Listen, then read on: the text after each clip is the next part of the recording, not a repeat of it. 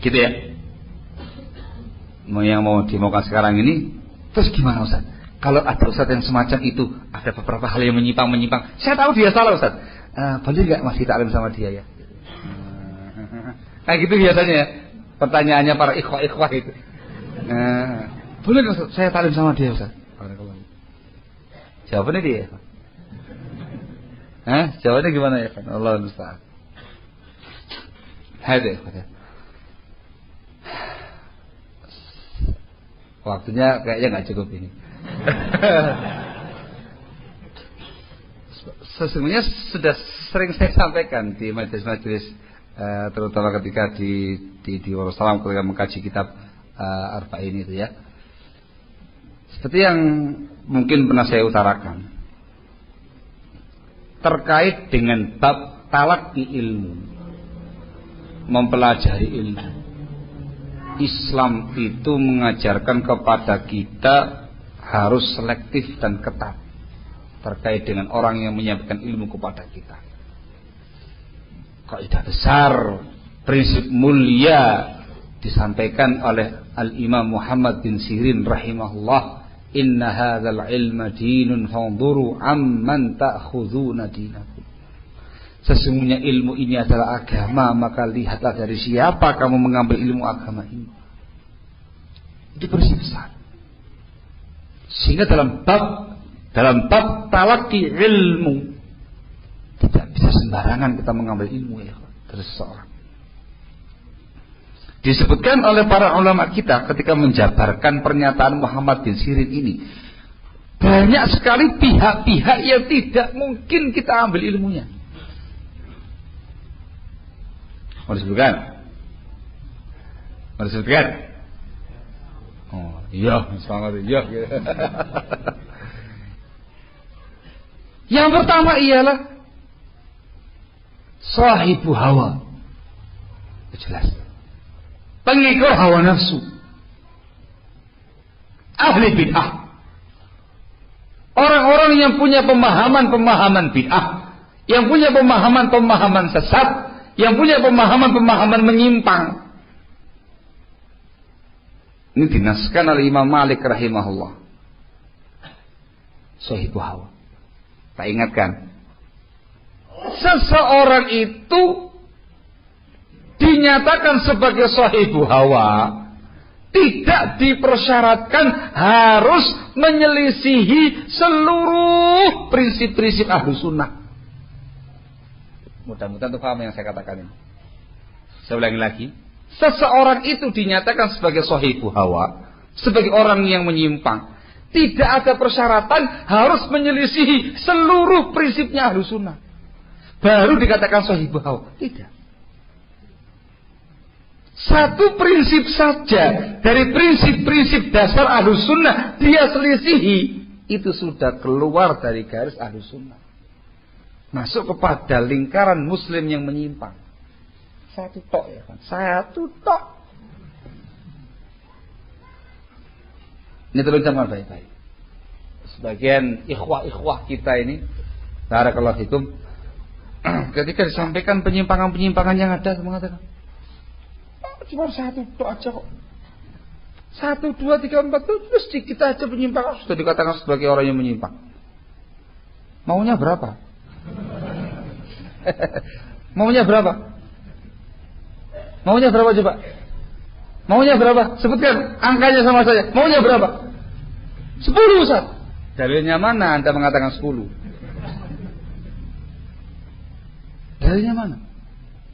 Kalau antum telusuri dari mulai sejarah salaf, sejarah penyimpangan-penyimpangan sekte-sekte yang sesat, dari mulai Khawarij, Syiah dan segala macamnya, anda perhatikan, mereka sudah dinaskan dan dinyatakan sebagai orang yang menyimpang oleh salafun saleh dengan 1-2 penyimpangan yang ada pada mereka.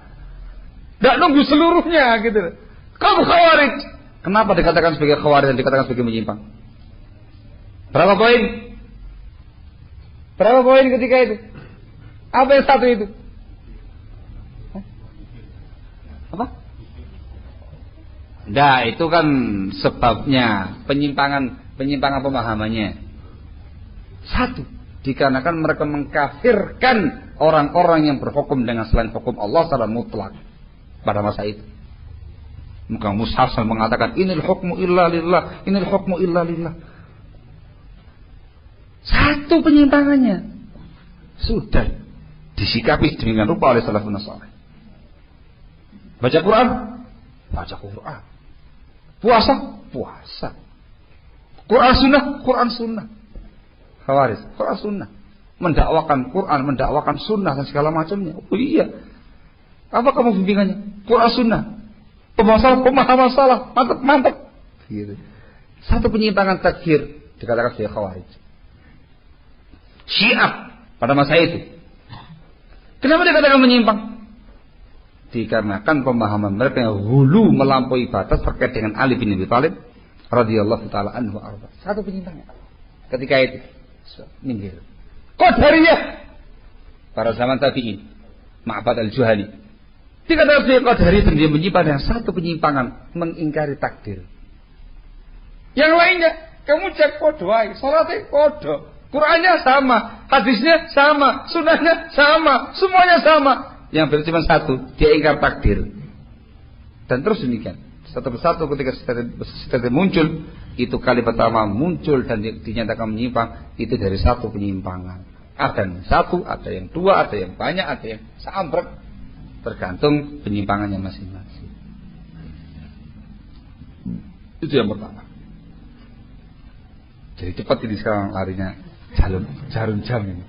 Artinya lambat kan sekarang cepat ya. Barakallahu. Ini yang pertama, yang tidak mungkin untuk ambil ilmu daripada sahibu hawa.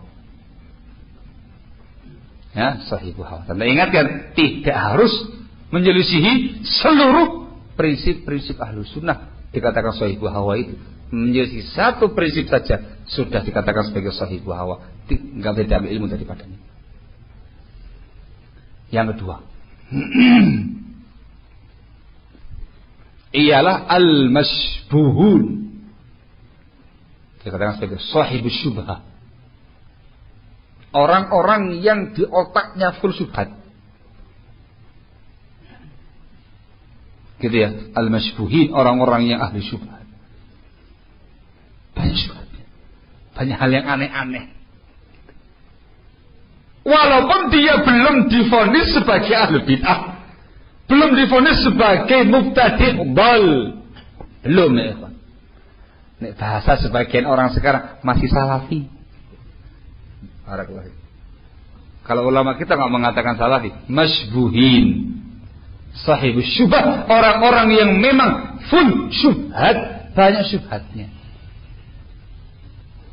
Walaupun masih kata bahasa mereka masih salafi, belum hizbi, belum divonis sebagai seorang mubtadi'un dhal. Yang ketiga, al-fattanun atau sahibul fitnah. Seseorang yang terbiasa mengobarkan hati fitnah, menyemarakkan yang namanya fitnah, menyebarkan yang namanya fitnah. Ini pun juga tidak bisa diambil ilmu daripadanya, walaupun dia belum dikatakan sebagai mubtadi'un dhal. Bahasa sebagian ikhwan masih salafi Ustaz. Ya, bahasanya fattanun, fattan. Yang keempat, sayyi'ul akhlaq, orang yang jelek, buruk, kasar akhlaknya. Ya, kalau orang awam melihatnya sih bukan ustaz, preman. Dikarenakan akhlaknya yang rusak, akhlaknya yang kasar, akhlaknya yang bejat, tidak ada norma, tidak ada etika, tidak ada adab, gak ada sopan santun. Walaupun dia tidak dikatakan sebagai mubtadi'un dhal, kata sebagian ikhwah masih salafi Ustaz. Ini saya ulang-ulang, ada maknanya ya? Ada maknanya itu ya? Masih salafi Ustaz. Ini nggak bisa. Kalau poin pertama, kedua, ketiga jelas dikarenakan pembahasan pemahaman yang menyimpang, fitnahnya, syubhatnya. Adapun yang keempat ini ya, satu hal yang harus antum camkan baik-baik. di zaman salafun saleh terdahulu, barakallahu fikum. Dan merupakan kebiasaan salaf, mereka itu menimba ilmu agama Allah dari seorang alim itu tidak semata-mata talaqil ilm, tidak semata-mata menimba ilmu, tapi juga talaqil akhlaqi wal adab, menimba akhlak dan menimba adabnya. Dalam biografi Al-Imam Ahmad ibn Hanbal rahimahullah disebutkan ketika beliau mengadakan majlis ilmu yang datang itu ribuan orang, uluf. Disebutkan ya ikhwan, yang nulis itu beberapa orang saja. Ini yang talaki ilmu nulis. Wah, beberapa orang saja. Yang datang ini para ulama semua ini, karena beliau ini imam besar. Selebihnya itu menyaksikan akhlaknya beliau. Bukan jiping lo ya, ngaji kuping, artinya dia orang awam nggak ngerti ilmu jiping. Enggak, ini para alim. Imam besar yang datang, yang hadir di depannya, para ustadz gitu ya, para dai, para syekh yang lainnya. Ada sebagian orang yang masih ya tulabul ilmu segala macam yang masih pemula gitu. Itu yang nulis semangat. Para ustadznya, para dai-nya, para syekhnya itu memandangi dan menyaksikan akhlaknya beliau. Bagaimana akhlaknya, bagaimana perangainya, bagaimana sopan santunnya, bagaimana adabnya, tutur katanya dan segala macamnya. Bagaimana beliau menjawab pertanyaan, bagaimana beliau membahasakan, bagaimana beliau mengutarakan dan segala macamnya. Itu yang dipelajari. Intinya apa? Barakallahu. Belajar ilmu agama itu harus kepada sahibul adab. Seorang ustaz yang punya adab, yang punya akhlak yang mulia, yang memiliki akhlakul karimah. Barakallahu. Sehingga yang enggak mungkin diambil ilmu sayyul akhlak. Sehingga salah besar kalau ada sebagian orang yang mengatakan dalam kitab-kitab ulama itu yang ada adab murid kepada guru. Tidak ada sebaliknya tuh, adab guru sama murid itu tidak ada. Ada yang ngomong demikian ya Pak? Ya nyata sih, cuma saya mendengar gitu, cuma geleng-geleng kepala saja. Allah musta'an. Ini pura-pura nggak ngerti atau memang bodoh beneran? Itu disebutkan, ditegur. Ya tadi di kalangan orang-orang elit ini ya, Ustaz, ini banyak ikhwan yang komplain, katanya antum kok kayaknya kasar, arogan dan segala macamnya gini. Apa nggak sebaiknya diperhalus bahasanya Ustaz? Apa nggak sebaiknya gini?